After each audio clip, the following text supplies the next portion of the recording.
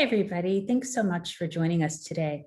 My name is Dr. Stephanie Blackman. I'm an associate professor in the William and Mary School of Education, and I am an African-American or Black female. And let's see, one more thing that I'd like to share. I do want to tell you a little bit about our slide. So on our slide at the top in the left-hand corner, there is a symbol for CCI. So that stands for the Commonwealth Cyber Initiative. And our project was a part of the Commonwealth Cyber Initiative. And Dr. Dylan Whitcower, who will introduce himself in a moment, he and I are faculty members who are a part of CCI, more specifically the Coastal Virginia region of CCI. So Dylan, I'll turn it over to you. Hi, my name is Dylan Whitcower. I'm a professor of philosophy at Old Dominion University. I'm a white male, graying beard. I'm wearing a sort of work bowling shirt kind of thing. And I have a whole bunch of ukuleles and a couple banjos on the wall in back of me. I'll be joined in this presentation by Martin, who's a gray cat, who always stands in front of me when I'm in Zoom meetings, but doesn't actually like being held. So you'll probably just, his tail will be moving back and forth in front of me. Yeah, and I think we're doing all of the introductions at the beginning, right, Stephanie? Yes. Yeah, okay. And then, yeah, my grad research assistant, Hannah, worked with me on the theoretical piece here that the two of us will be presenting. Let me pass it over to her to introduce herself.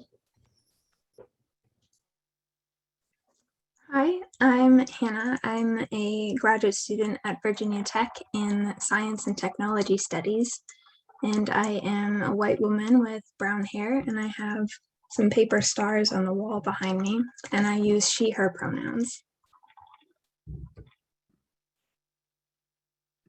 And then we will turn it over to my graduate assistant, Tiara Landford. And I can't remember if I said at the beginning, my pronouns are also she, her, hers. So I'll turn it over to Tiara now.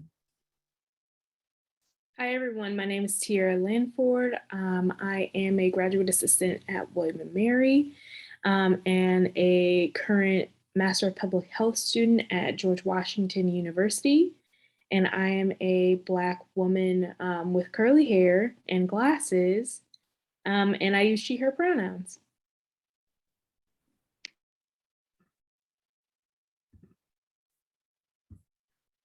All right, great. So we will get started now with telling you a little bit more about the project. So if we could go thank you, to slide 2.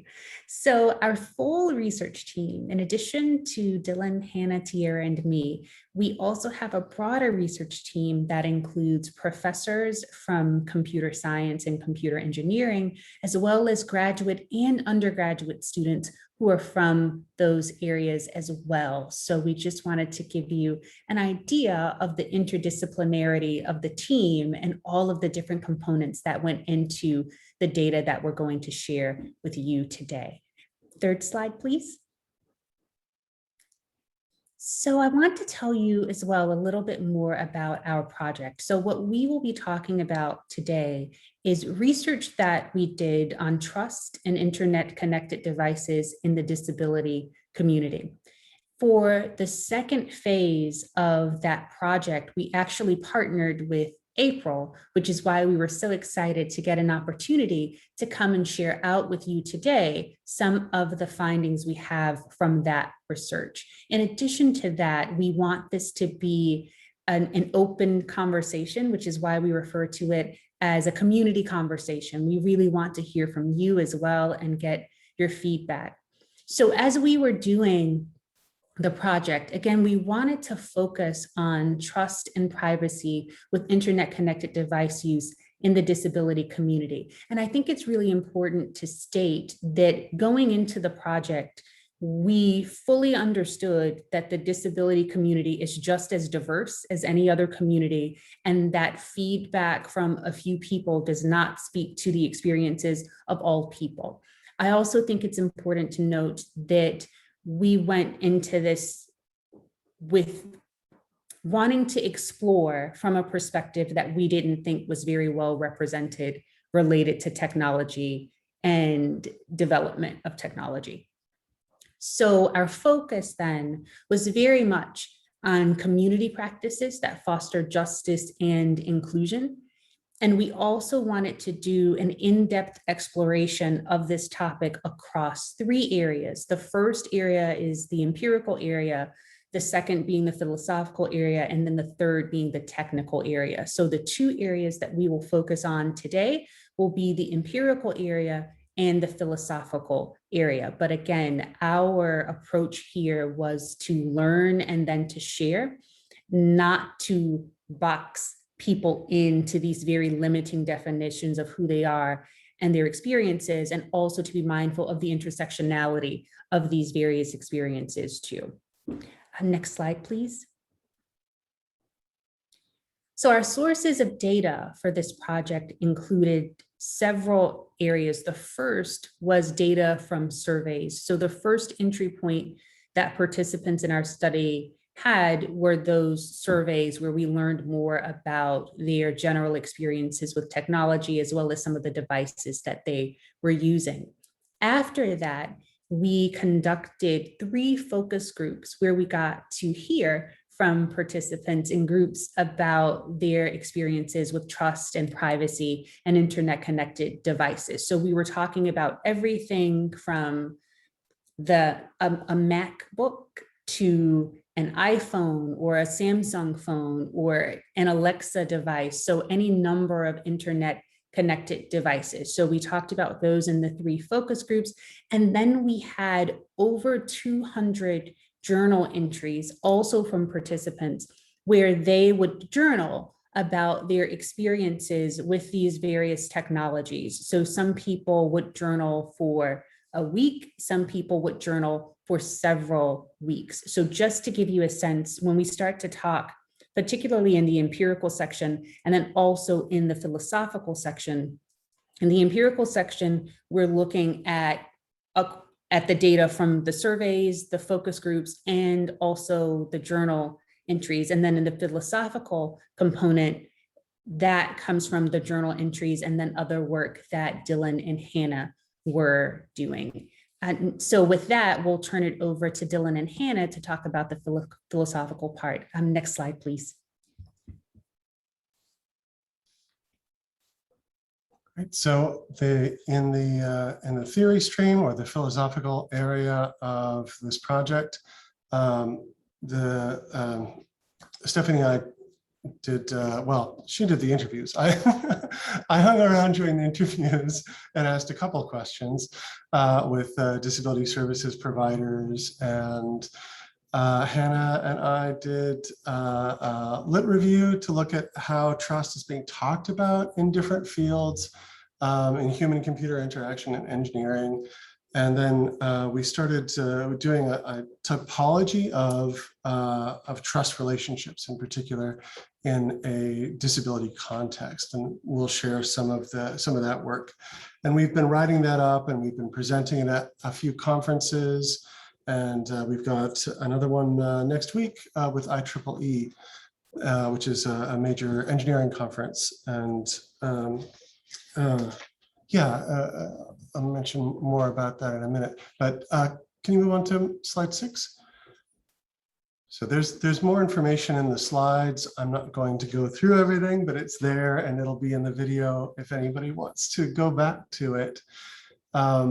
So to represent some of what our findings are in theory, I'll share a few things from the field of post-phenomenology, and then I'll hand it over to Hannah, share some of the stuff that she's been working on. So yeah, within post-phenomenology, which is a theory about, or maybe it's better to say it's a series of methods of inquiry about how our experience is structured, especially in relationship to technology.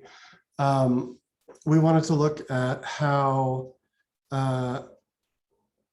particular technologies that are emblematic of and influential in disabled lived experience result in a different kind of lived experience of trust than abled people are more likely to have.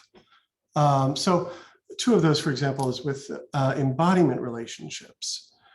So these are relationships where there's a kind of technology that becomes a sort of physical extension of the self. So common examples there are eyeglasses, or I mean, even clothing or shoes are embodiment technologies. They're things that become like part of our bodies.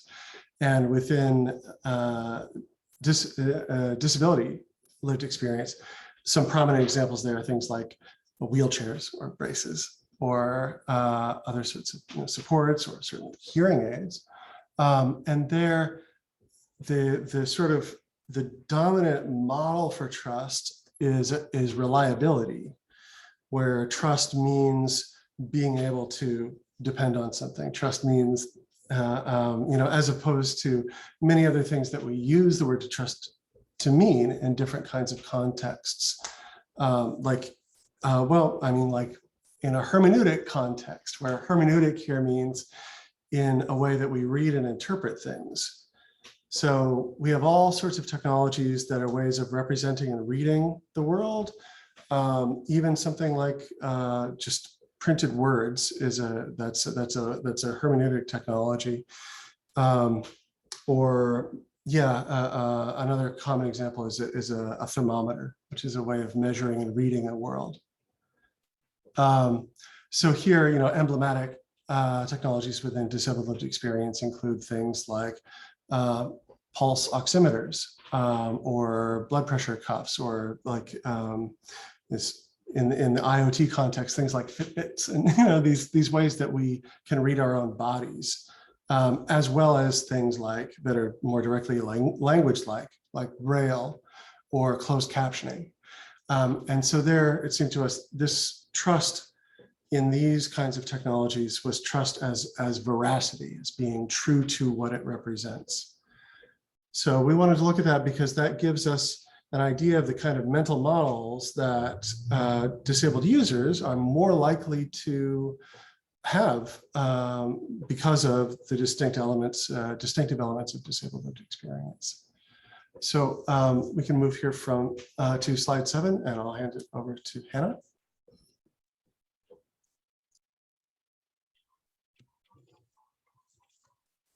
Right. So when we were looking at the literature, we tended to find that many people in design and engineering context were looking at trust from what we call a solutionist standpoint, which means that they tended to talk about trust as a function with predictable inputs and outputs. So for example, if I perform these behaviors, I will gain the trust of my users. But the problem is that when you are thinking about trust in this way, you are thinking about your users as problems in need of solution. And this is problematic, particularly when we're talking about marginalized communities and here disabled communities who have a history of being expected to comply with experts in science and technology and medicine, who are not necessarily worthy of their trust and who may in fact intend to use technology to control or even eliminate them. So you can go ahead and go on to the next slide. So we propose that in fact it's inherently untrustworthy to expect trust based simply on a display of so-called expertise or on an expected disparity of knowledge between one party and the other, which often happens when we're dealing with technology and disability, that doctors, for example, think that they are the expert on this person, when in fact that person is the only expert on their lived experience and is the only person who should be consulted, the first person anyway, who should be consulted on what they wish to do and how they wish to be treated. So instead, we propose that we need to act in a trustworthy manner as designers, regardless of outcomes, without having an expectation of trust. And regardless of the state of the relationship between the designer and the expected trustee, we need to behave in a trustworthy way, even if we don't have that trust now, and even if we can't expect to have that trust in the future. And maybe that's the only way that we can truly act in a trustworthy manner in these contexts.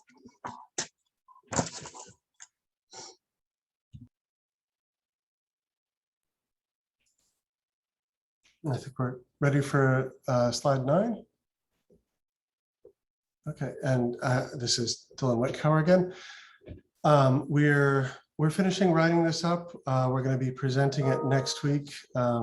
Please excuse the sound of my email. We'll be presenting this next week at an IEEE ethics conference to a whole bunch of engineers, and then hopefully publishing it in an engineering journal to try to influence how design of these sorts of devices is actually done. So I'm not reading everything on the slide. That's all there in the recording if you want details. And I'll hand this back to Stefan. So now we'll move into the empirical phase of the conversation on slide 10, and Tiara will start us off with a conversation about that. Hi, everyone. This is Tiara. So after analyzing our data from surveys and focus groups and journals, we found several personal benefits of using technology among disabled communities. And so some of the main things that we found were that technology provided individuals with a greater sense of independence, particularly for those with different physical abilities. So being able to do things as simple as turn off lights or call another individual without needing the assistance of another person greatly increased their sense of independence and their sense of safety in their own homes and elsewhere. And so we thought that was particularly notable and important. Technology was also able to provide assistance based on specific abilities. So for example, if a person needed assistance while writing an email to someone else, having the technology that's able to do things like talk to text was, again, particularly impactful and specific to different abilities. A lot of apps that were mentioned from in our studies were often specific to different neurodiverse communities, and that was a big game changer for different people, particularly as they came from different backgrounds, and that really was able to make sure that they had the ability to not necessarily overcome their different abilities, but really integrate those technologies and applications to their own life as a lifestyle versus a solution. And then technology often allowed individuals to build deep and meaningful connections with others, particularly when they are physically distant, whether that's because of a pandemic, for example, or because they just lived in another on another continent or in another city. Technology really promoted the ability to maintain a healthy social and emotional life. And that was particularly important for a lot of our participants. So this is Stephanie. So just as Tiara mentioned, there were a number of both personal and communal benefits that participants shared related to their use of internet-connected technology. However, as they used that technology, what they also expressed both in the focus groups and in the journals was a growing concern over the trust and privacy issues with technology. So participants would say things like, I'll give you an example. So one participant, and I'm using pseudonyms here, we don't ever disclose participants' real names, so every participant has been assigned a pseudonym. So Kel talked about the difference between collaborating with technology on a project where the technology was connected to a university versus collaborating on technology that was not connected in that way. So there were these growing concerns about where the data was going when the technology wasn't attached to a trusted source. And even when participants felt like they would get pop-ups about information related to privacy or data use on their devices, they still didn't feel absolutely sure that they knew where any of that information was going. So as they continue to use the devices, the concerns about privacy continue to grow. I think about Richard, another participant. And when Richard was using the technology, particularly location services, he thought that on one hand, the technology was really helpful, but then there were all of these instances where he started to feel tracked by the device at times when he did not want to engage that way. And that made him more concerned about his privacy and the trust of the device that he was using.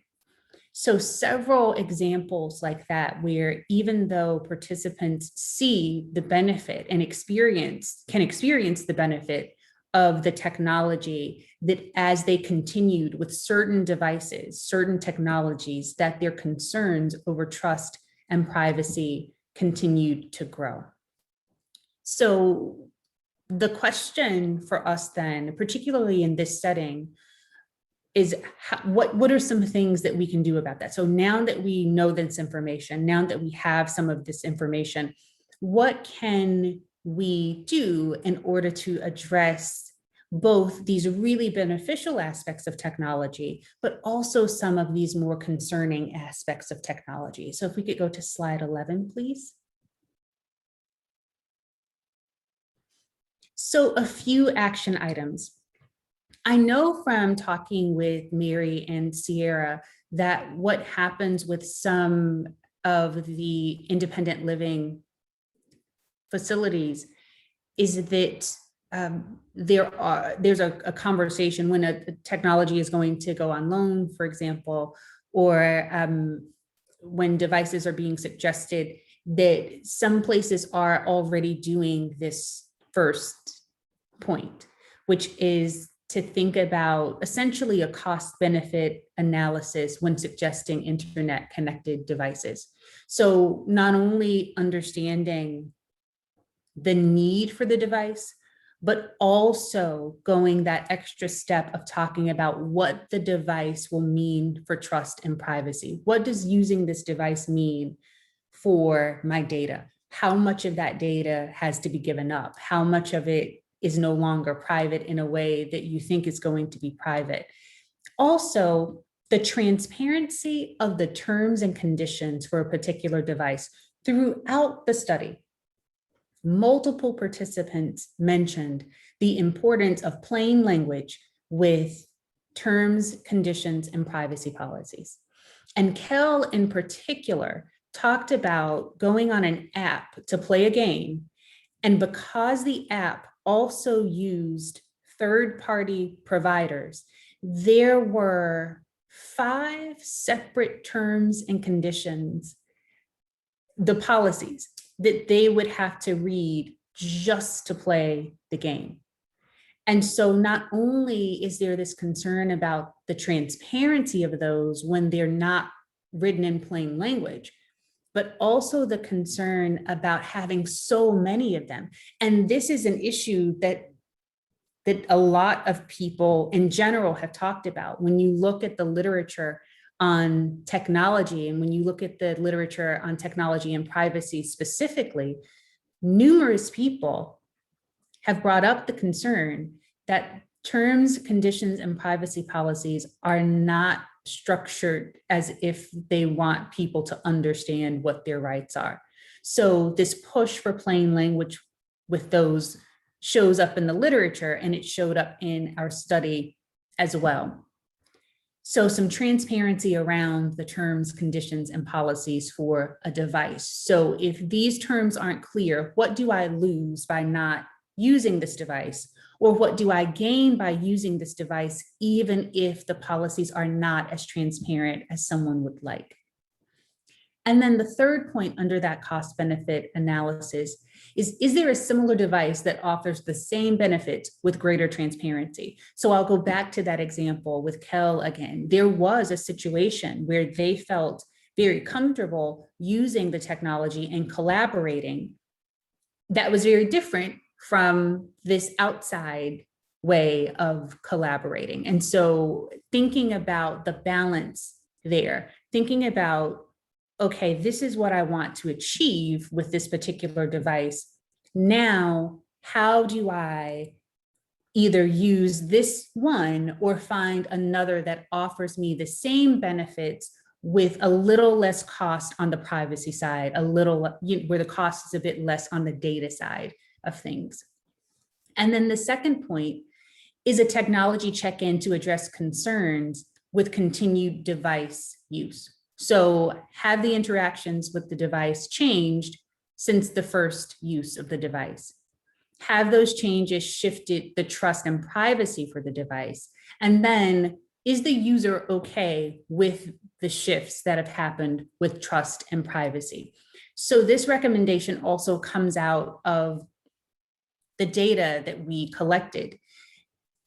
A couple of participants mentioned how they would do updates and the phone would default to something as a result of the update. So if they had on an iPhone, for example, if something was turned off initially, that they were worried with the update that it would be turned on, or that the default for a system is to have all of the location devices, the voice activated device, all of those programs, rather, to have all of those programs turned on automatically, and then they would have to go in and turn them off. So thinking about updates and what the updates to a device can change about privacy and trust.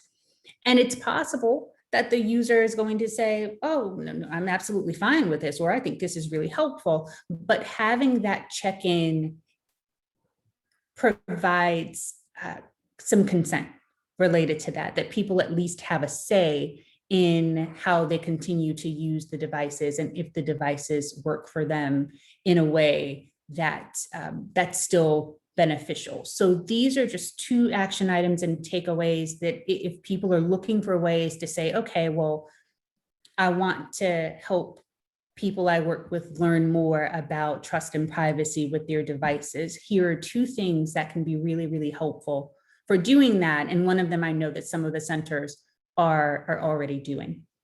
So with that, we'll stop and open it up for questions.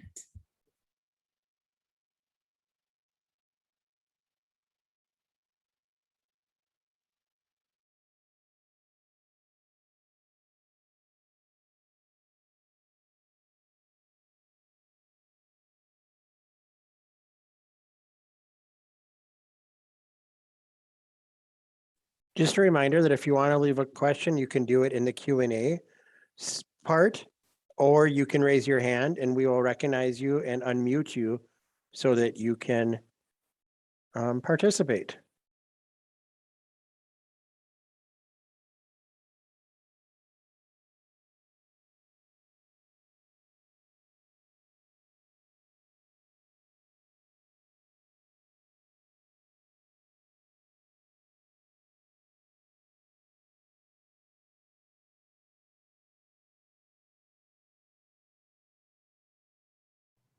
We do have one question in the Q&A. Scott, did you want to read it? And presenters, you may turn on your cameras if you'd like. Sure. The question is from an anonymous attendee and it says, I'm wondering, how do you see yourself using the information you've collected? So great question. So at the beginning, I talked about the empirical, philosophical, and then technical components of the work. So one of the ways that we have already started to use this information is through the preliminary development of a privacy enhancing app.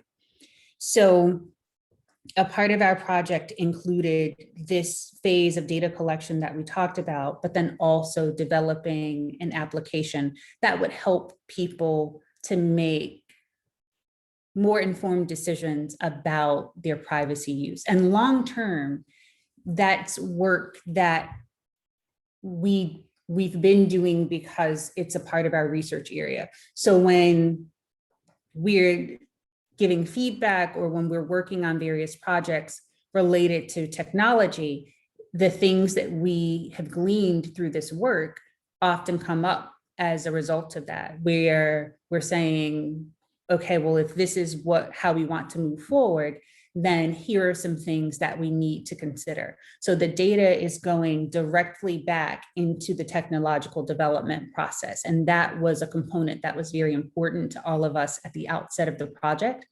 that we, one, make sure that our practices and interactions with people matched what we were trying to share with people, so that as we engaged, that we weren't forgetting about the importance of trust and privacy on the way, to getting that information. And then the other part of that was really, again, shifting technological development, that it is important to us that people's practices change related to how technology is developed and how it is used. We believe that there are much more inclusive ways to do that, ways that account for a number of the things that participants brought up in the study. And so that is what we've been trying to do and what we hope to continue to do. So I'll open it up to the rest of the team to share some feedback too.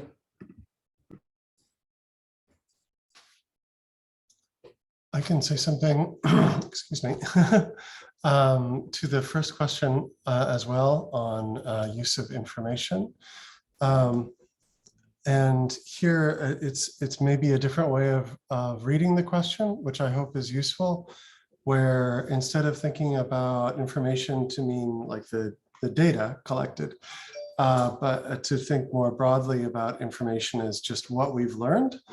And I don't know which of these is more accurate to the intention of the question, but thinking about this from the theoretical stream, what we are trying to do with what we've learned through this process, by presenting this and publishing this in Engineering Journal, is to try to influence the way that engineers think about disabled people, about designing, and hoping to get them to think in a better and more inclusive way about design and about disabled experience. And I can say that in the past, I've presented on and published some work on anti-discriminatory design practices that focus on race and gender. And that I know that those publications, it's hard to know how much they influence engineers in the field, but I know that they have been used in classrooms to teach engineering students. And I hope in the future to be trying to bring some of that out into the field through more consultancy and things like that. So that's maybe a different kind of answer, and hopefully an interesting one, a useful one. Dylan, do you want to say a few words? I see an anonymous attendee asked about how consumers might use the app too. So since you were on the subject, I thought it would be good if maybe you could. Right, yeah. So that app, I don't know where it is in the process right now with the technical team. The idea is that the app would be there as a place where you could check in to see what in plain language an app that you were considering downloading is going to actually do. So it's a distant reading app where instead of having to read closely through the terms of service, it will summarize and it will pull down information about the app's terms and policies, and then give it a sort of simple, like even like, red, yellow, green kind of, this looks problematic, this looks okay, it's hard to tell about this one, so that it would be like an interactive guide for the user to be able to find out about their concerns with apps before installing them. And then that would be sort of the base function, and in the future it could be built on, but that's the base function. And Tiara, I know you can share a little bit about this as well. So do you want to add to that? Sure. First, I was just going to just quickly go over a comment that was left in our Q&A. One of the participants mentioned that they have been receiving a lot of spam calls this year. And so we just wanted to acknowledge that. And I responded to it saying that that's terrible. I'm really sorry to hear that your house has been seemingly targeted for spam calls. That is extremely problematic. But in regards to the app, I can talk a little bit more, not necessarily about the specifics of the app design, but in general, what the app is supposed to do is actually take account of the, you can add the different devices that you personally use in your home to the app, and it will have a sort of database of the terms and conditions that that device and or apps elsewhere have publicly available. And so it reviews those terms and conditions and comes back and tells you what may be problematic about that device. So it essentially gives it almost like a grade for privacy and trust based off of the current terms and conditions that are available about that device. So it's a very quick way to identify whether a device maybe should be considered less trustworthy than you may have originally thought based on the prior scanned terms and conditions and privacy policies. Thanks, Tiara. And I did want to say too, after we answered the question about the app, to go to Pat's response about the issues with the robocalls. So one of the things that came up, a similar thing that came up for participants in the study, was related to all of these unwanted solicitations and how people end up on lists and they don't know how. And they said that they've done do not call, all of these ways in which information just starts to float around. And it's one of the things that we also feel is so important about this research, because, you know, to your point, Pat, like there's a fear with what you just shared. This fear that that someone is rushing to the phone to answer it, and it's just it's a spam call. So thinking about how information is shared and shared and shared, and some of it comes up in these privacy policies, in these terms and conditions, where there will be a comment that says, oh, well, and just so you know, we might share this with other people who we're affiliated with. And then it just goes on and on from there. And so it's another part of why we think that plain language for terms and all of these other components are so incredibly important, so that people get more of a say in what's happening with their information, that people are at least aware when they're signing up for something that there's the potential to get 10 calls a day on their home phone or something, so that they can have more say so in whether or not they want that to happen. So thanks for sharing that experience, Pat. It is one that a lot of people shared through the study, and a concern that is just that's very prevalent, particularly with the way data is shared and moved around.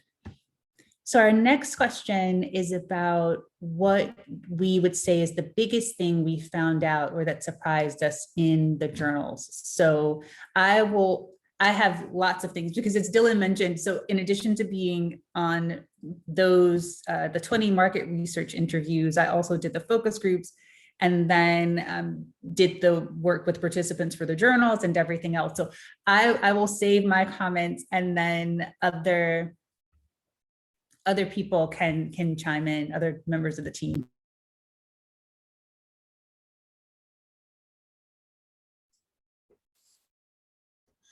That I actually wanted to share something from our interviews with disability service providers. So this is in the spirit of answering the question, even though it's not actually literally answering the question. So I hope that's okay. One thing that I should have anticipated, of course, that really stood out in our interviews was when we talked with an organization that dealt primarily with the parents or care providing family members of people with disabilities. And we asked them about privacy and like data collection and use. They took it in a direction that we weren't entirely expecting, where they wanted to be sure that they could track the user. They wanted to be sure that they would be able to, you know, instead of thinking about making sure that the information of the disabled user was going to be subject to their consent and control. Here, you know, the sort of the client of the service provider was a family member who had just an active desire to not depend on that consent from the disabled user in order to better, you know, keep control over them, you know, presumably for benevolent reasons. But that was you know, that I took a big step back with that and was like, okay, we're gonna have to think about which organizations we want to talk to.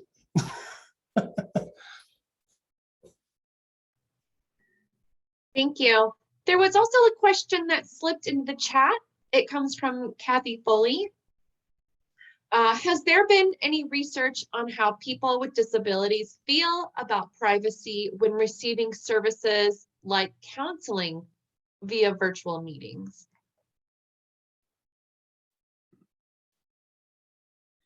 So there may be some available, but we didn't come across that in our research. And in fact, one of the reasons we wanted to start with this particular line of research is because we felt like a lot of those conversations were missing when it came to technological development. So the counseling part, or the trust and privacy related to something specific like counseling services, did not come up as a part of our research, but and not even in terms of the disability community, but it wouldn't surprise me if the beginnings of those conversations were not happening, but it didn't come up as a part of our work. But you know what, as I say this, I'm thinking back to the market research interviews we did, because we had interviews interviews with study participants, but then we also had the 20 market research interviews that Dylan just referred to. And one of the things that came up during that study, during that interview, sorry. So one of the things that came up was that there were people who were either living with a family member or living in group homes. And so when everything changed to virtual, there was the added layer of concern about privacy when people were sharing it online, and not necessarily related to the technology itself, but because what used to be a private conversation that someone could do in an office is now done in a shared space, and the concern about people around others knowing what they were sharing in a way that had just not been possible before. So that came up, but it wasn't related to the technology itself. It was more the circumstances around the use of the technology, because now people had to negotiate what they said based on a roommate being there or a family member that they may not want to share that information with being there, those kinds of things. Now that part did actually come up as a part of the market research.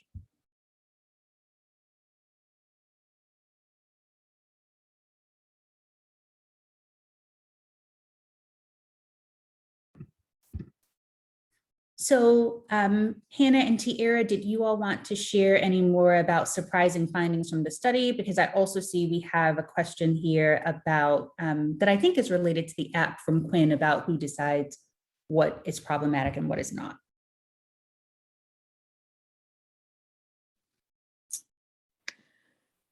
I don't know if I would necessarily say it was something that I found surprising, but something that really stood out to me and was kind of, it really, I don't know like how to describe it, but really had me sort of excited / very disturbed. One of our participants mentioned the concern with how apps that track location, if that's not turned off, say they can track if you're going to a therapy, whether it be a physical therapy or a a counseling service, that sort of thing. And that was something that I just never thought about before specifically.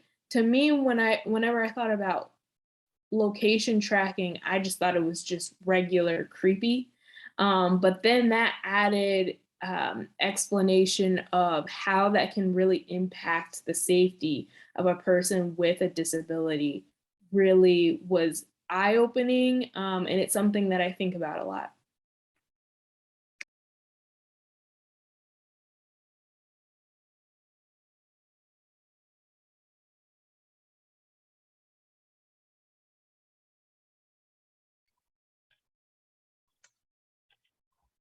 This is Hannah. If you're asking specifically about how the app decides what is problematic, one of the things that the developers are doing is integrating into the app sort of webcombing system an ability to take consumer reports from a particular database. So this would be an aggregation of a bunch of different users' experiences of the technology or the application, and this app that the technology team is developing takes this stuff from this database, the information from this database, and inputs that as a part of their grading system for how trustworthy the application or the technology is.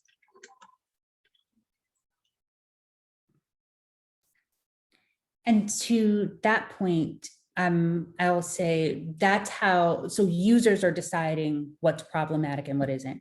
It's not, the content is generated through the app, but the decision about whether or not something in the terms is a problem, or whether someone wants to use an app or not, that's up to the user. So what can happen is that, you know, as Tiara mentioned, you'll get information back about, hey, this may be a concern that your information is shared in that way. So in that regard, yes, there is an assumption that something may be a problem related to information sharing, but that does not then turn into agency over whether or not to stop it from happening, that it is still very much the user's decision as to whether or not they want to continue using the device, whether or not they want to move forward with it, et cetera. So it does not encroach on users' agency in that way.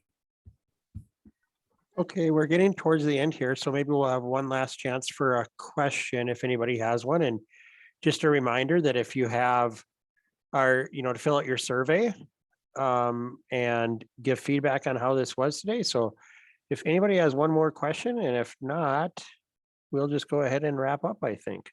So thank you so much to the presenters today. And everybody, we look forward to seeing you at the next session. Thanks, everyone.